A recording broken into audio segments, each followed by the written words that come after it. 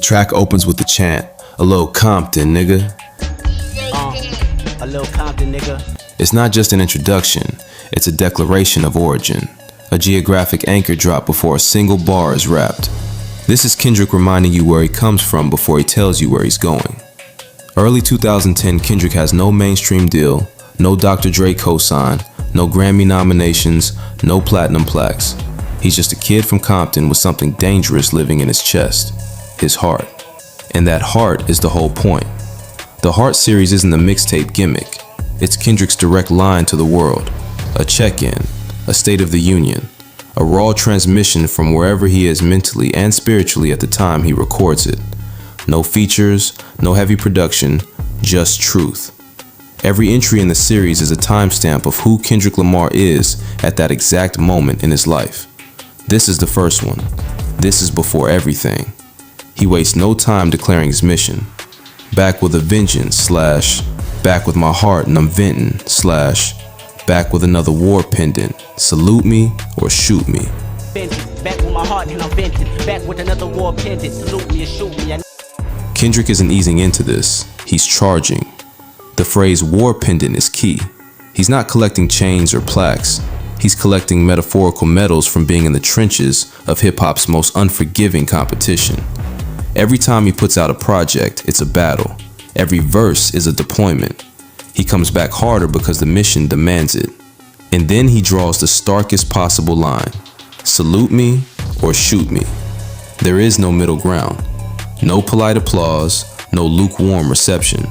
Either you recognize what he's doing and honor it, or you become the opposition. It's the language of war, of conviction so deep that ambivalence isn't an option. This isn't just a mixtape cut. It's a battle report from the front lines of hip-hop, and he's filing it before anyone asked him to. He sets his spiritual foundation. I never wore a kufi, ignore my religion / I believe there's one God, there's one love.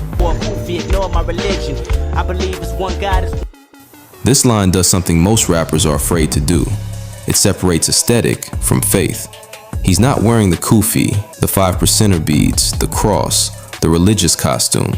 He's not packaging his spirituality for consumption. He's telling you his faith is real, private, and not for sale. At the same time, he's nodding directly at Nas's classic letter to the block, One Love, and invoking Rakim, the God MC, the rapper who made spiritual consciousness inseparable from lyrical excellence. Kendrick is placing himself in that lineage without saying it outright. He pays homage through reference, through implication. And I believe if I fly, we all doves. I make a way for my people to see the light, brighter than yellow bones. This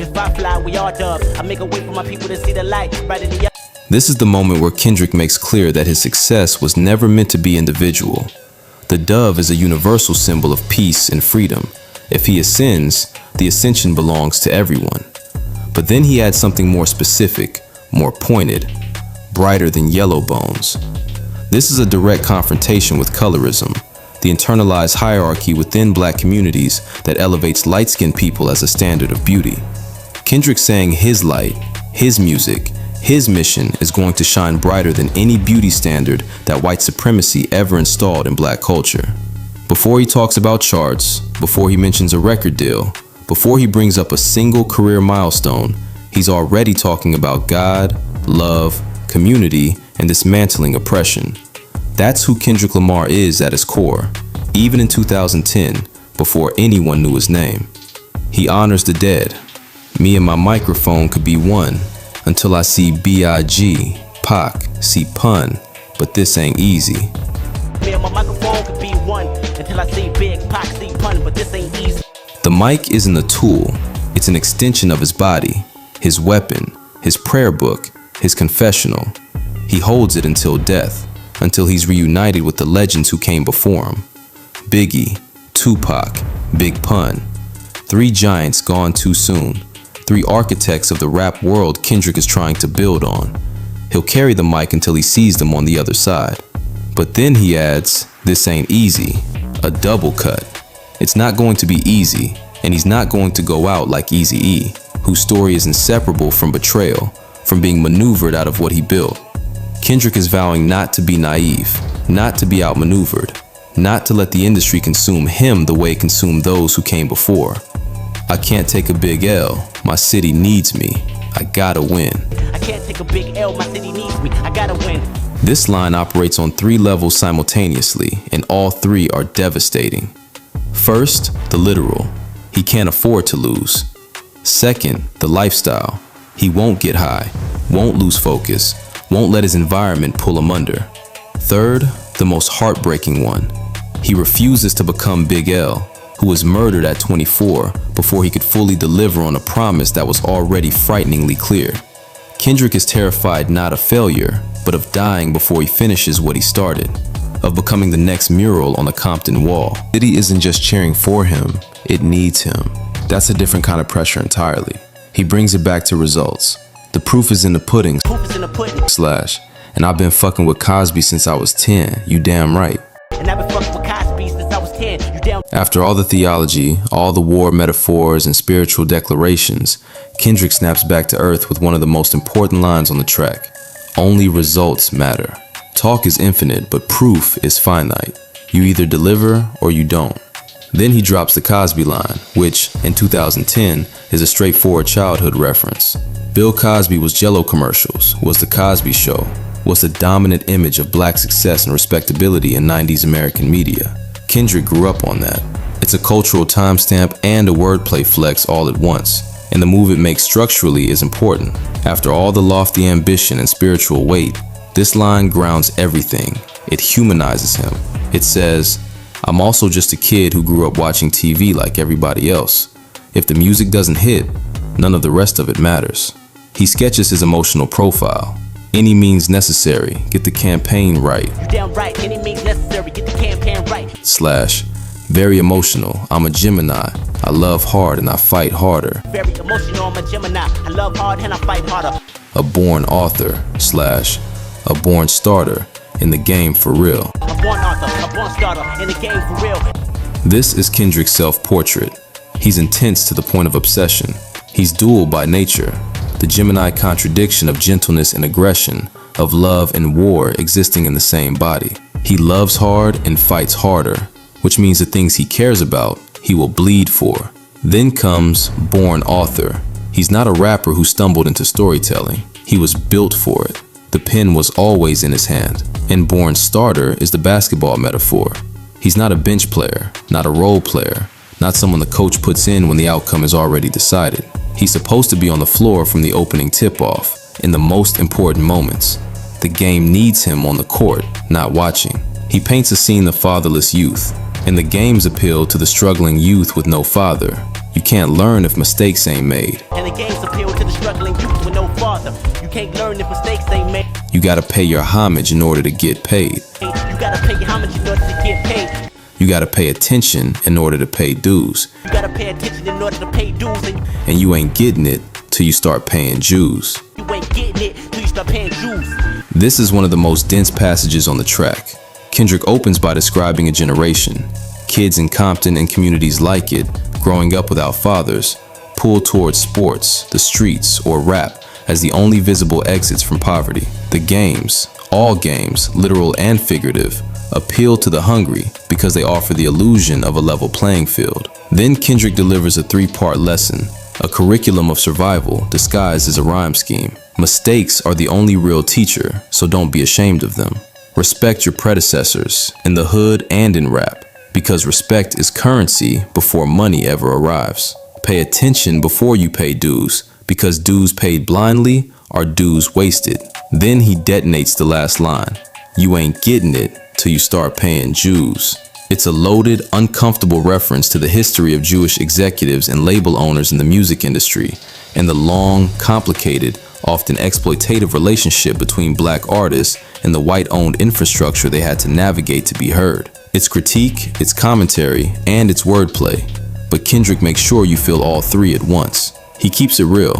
Lifestyles of the young and the broke. With my hand under oath, I recite these quotes. Lifestyles of the young and the broke. With my hand under oath, I recite these quotes. If I ever lie, then I die where I stand, as a pest, not a man. And if I have a lie, then I die where I stand as a pest, not a man. But a roach and a rat. But a roach and a rat. In order This is Kendrick's answer to Big L's Lifestyles of the Poor and Dangerous, a declaration that he belongs in the same conversation while also staking out his own territory. Where L was the poet of the streets at their most raw and unfiltered, Kendrick is the poet of the streets with his hand raised, swearing an oath. His verses aren't entertainment, they're testimony. Every word is sworn in. And if he ever lies to his audience, he forfeits not just his credibility, but his humanity. He doesn't become a failed rapper, he becomes vermin, a roach, a rat, the lowest possible form of life. That's how high he sets the bar for authenticity.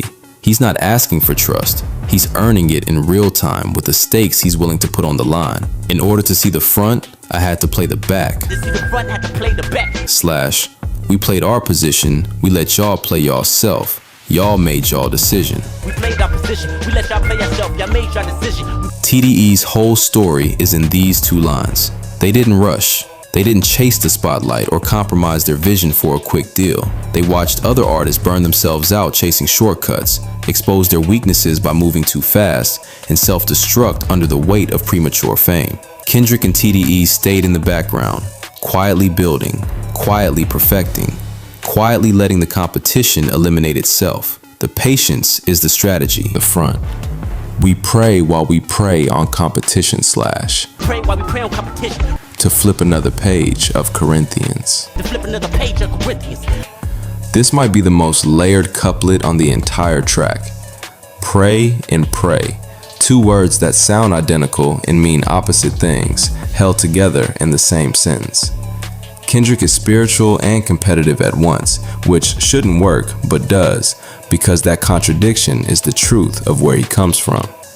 He prays for guidance and protection, and he hunts the competition with the same energy.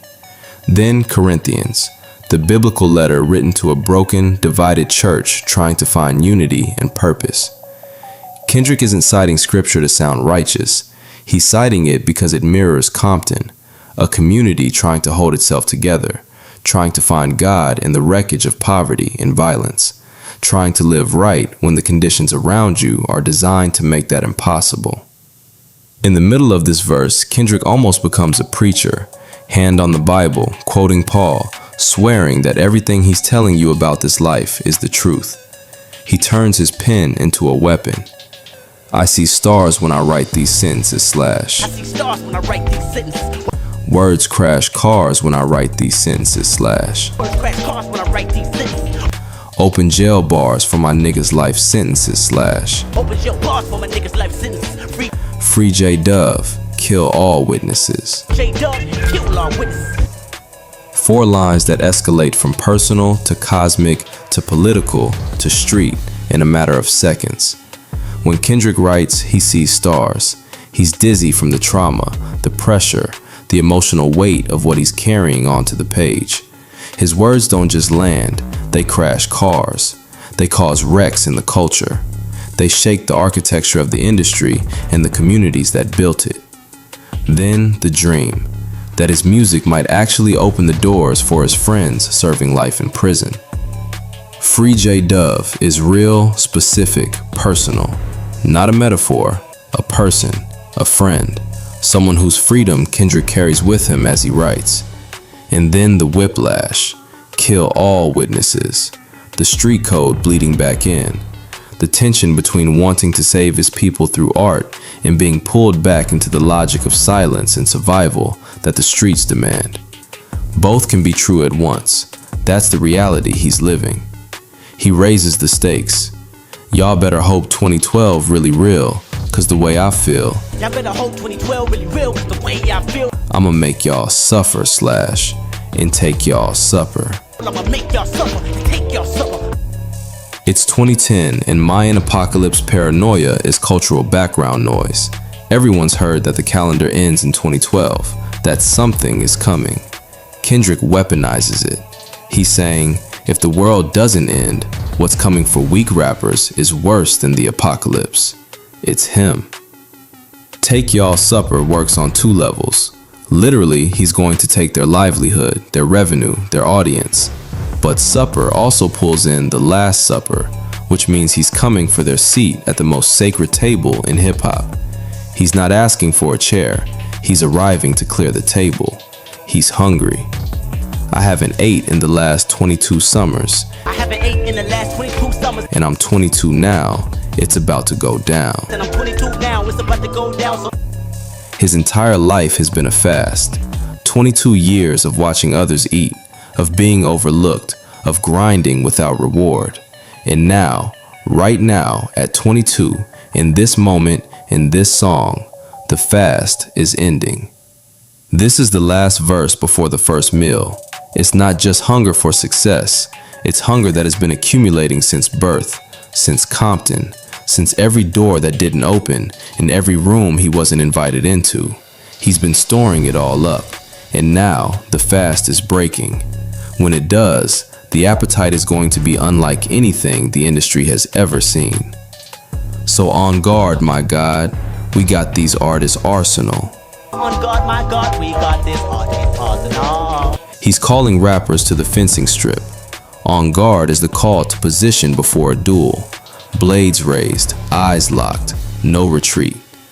Kendrick's dueling with the entire culture, and his arsenal isn't just words. It's theology, street wisdom, storytelling, emotional precision, and a hunger that has been sharpened by years of waiting. He's armed in ways most people haven't even considered yet. Oh, I'm free slash. Finally I can say I'm me. Oh, I'm free. Finally, I can say I'm me. This is the turning point of the entire track, maybe of his entire early career. K-Dot, the rapper persona he wore like a protective shield, is gone. The nickname served its purpose. It let him move, let him rap, let him test himself without the full weight of his real identity on the line. But now, that weight is what he wants. He's ready for it. Kendrick Lamar, the full name, the real person, the kid from Compton who talked to God on the way to the studio, steps fully into the light. This moment of liberation is everything that follows him. Every album, every verse, every Grammy speech, every Super Bowl halftime show traces back to this line. The Kendrick Lamar EP, classic EP The Kendrick Lamar EP, classic EP. slash The Question Concerned. Question concerned. I dropped it and gave the whole world my germs. Dropped it to give the whole world my germs. He frames his 2009 EP not as a debut, but as an outbreak, a biological event. The moment he infected the culture with his style, his perspective, his way of seeing the world. The language isn't modest and it isn't arrogant, it's precise. A germ doesn't ask permission to spread. It doesn't wait for the right moment or the right cosign. It finds a host and it multiplies. Kendrick's music is the germ, and once it's out, there's no containing it. Hope y'all infected slash hope y'all ain't have no protection. Hope y'all infected. Hope y'all didn't have no protection. He extends the metaphor with full commitment. He wants his influence to be unavoidable, inescapable, impossible to inoculate against. He's not just hoping people hear the music, he's hoping it changes them, gets inside them, rewires something. Protection here isn't just about the body, it's about the mind.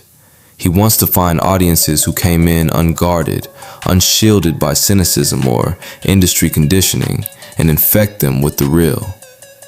Still I'm progressing, room for improvements. Still I'm progressing, room for improvement. Make room for the groom married to his music. Make room for the groom married to his music. The humility and the commitment sit side by side. He's not done growing, he knows that. There's still room to be better, to go deeper, to find layers in himself he hasn't accessed yet. But in the same breath, he's making his vows. He's the groom at the altar, and hip-hop is the bride. This is a life commitment, not a phase, not a hustle, not a career move, a marriage. For better or worse, in platinum records and in drought, in critical acclaim and in controversy. By the middle of the track, the starving kid from Compton has become a man standing at an altar saying I do to an entire art form in front of the whole world. He flashes back to the XXL freshman shoot. I was at the XXL just trying to excel. I was at the XXL just trying to excel. Networking, meanwhile my stomach turning. Networking, meanwhile my stomach turning. Slash, Wanted to be a part of it, cater it to my audience. To be a part of it, cater it to my audience. Picture the room. Cramped studio space, cameras everywhere, labels circling, handlers managing rising names. And in a corner, a kid from Compton who nobody's heard of yet, stomach in knots, quietly watching, trying to figure out how to exist in a room where he technically hasn't been invited yet. He's not networking for a deal. He's networking for legitimacy, for the chance to show his audience that he belongs in these rooms. The stomach turning tells you everything. He's nervous, he's hungry, and he cares deeply about something that hasn't acknowledged him back yet. J. Cole running late. If he don't show up, think I can take his place? J. Cole running late. If he don't show up, think I can take his place? Ladies start laughing. No pun intended. I ain't being sarcastic. Ladies start laughing. No pun intended. I ain't being sarcastic. Cole misses his flight and arrives late to the shoot. In that gap, Kendrick, with complete seriousness, with zero self-awareness of how it sounds, volunteers to fill in. And the room laughs at him, not with him, at him. He's unknown, unbilled, and completely certain of himself in a room full of people who have no reason to take him seriously yet. It's both painful and clarifying. This is who Kendrick is before the world catches up to him. The confidence isn't performance, it's just who he is. Homie popped up with about 20 bags in. Homie popped up with about 20 bags in. Fresh out the plane, I couldn't even complain. Fresh off the plane, I couldn't even complain. My nigga was on his hustle, I introduced him my name. My nigga was on his hustle, I introduced him my name. Said I'll see him on the bubble in the future, my dude, I salute ya. Said I see him on the bubble in the future, my dude, I salute ya. Contributing the real shit. Contributing the real shit. When Cole finally arrives, Kendrick doesn't fold into bitterness. He watches this man step off a plane looking like he's already arrived, carrying himself with the same certainty Kendrick feels in his own chest, and he recognizes it immediately. A kindred hustler. He introduces himself, not with a resume, not with a pitch, just his name, and tells Cole he'll see him at the top. It's a prophecy wrapped in a handshake. Cole would later produce High Power for Kendrick. The two would grow into peers, collaborators, mutual giants. But right here, in 2010, it's just two people who know what they are, saluting each other in a room that doesn't know it yet. In the middle of this raw, spiritual, furious verse, Kendrick pauses everything and walks us into a hallway photo shoot where nobody knows his name yet, except him. And that's the whole story. He closes with a message for every MC still trying to survive. Talk about it, make the people talk about it, / Talk about it, make the people talk about it. make the world see, for The world see. every MC that I see trying to stay afloat, For every MC that I see trying to stay afloat. / tell them build a boat. Tell me build a boat like. Don't just survive the water, build something that can carry you through it. Don't tread water hoping someone throws you a rope. Don't wait for a deal or a cosign or a moment of industry mercy. Build the boat. Build the infrastructure, the vision, the work ethic, the team. Build something that floats on its own, that can withstand storms, that doesn't sink when the industry stops looking at you. This is the final image Kendrick leaves you with. Not a victory lap, not a boast, but a blueprint. A little Compton nigga telling every struggling MC, stop asking for permission to be great and build your own vessel.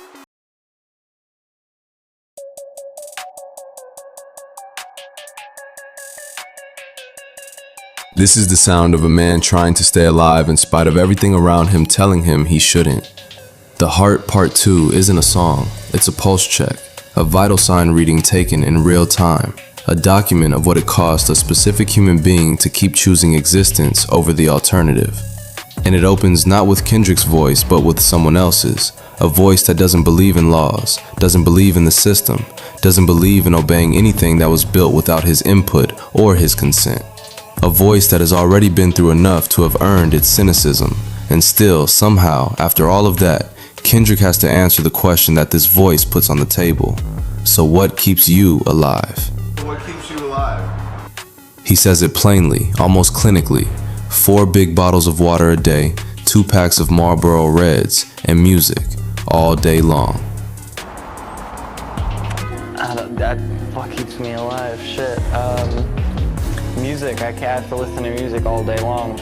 There is something deliberately unglamorous about this list. This is not my faith keeps me alive, or my family keeps me alive, or any of the answers that sound good in an interview.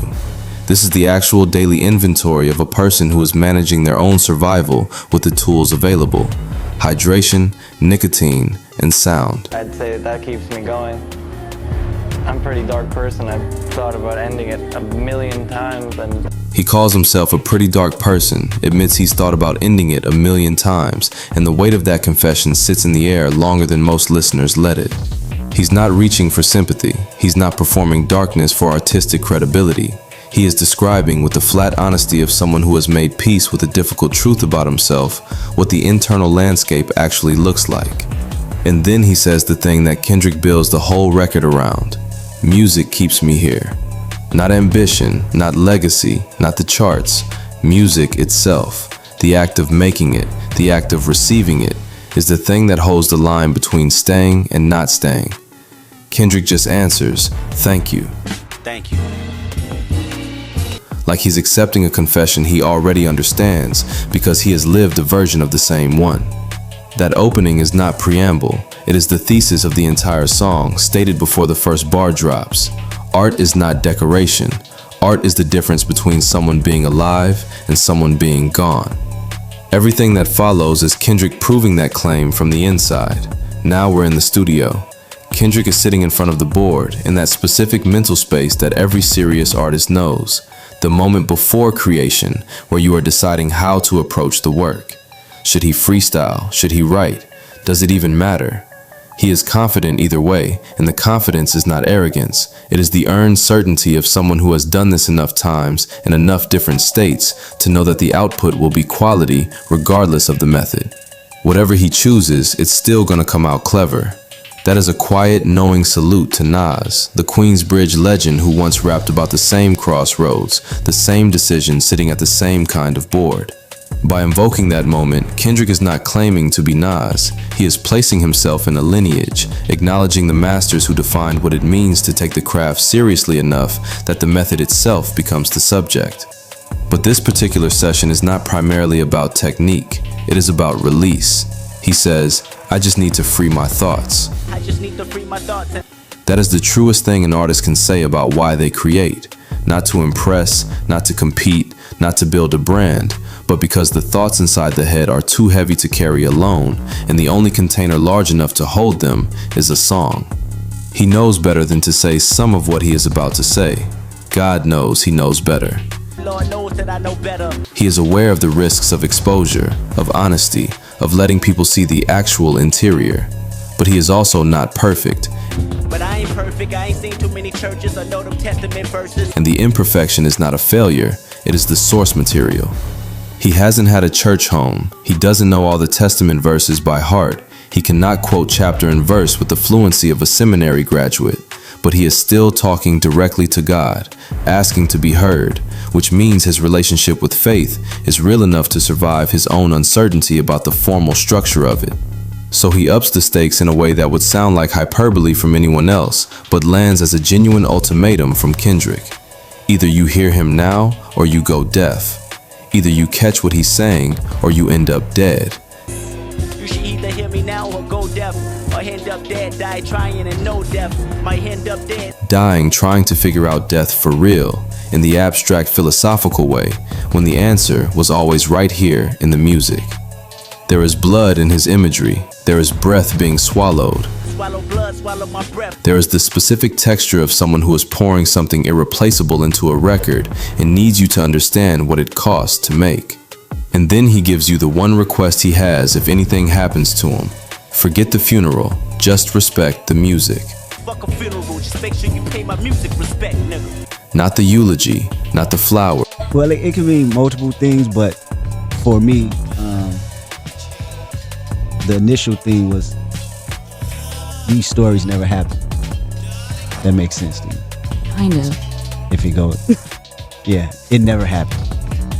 None of it. None of it happened.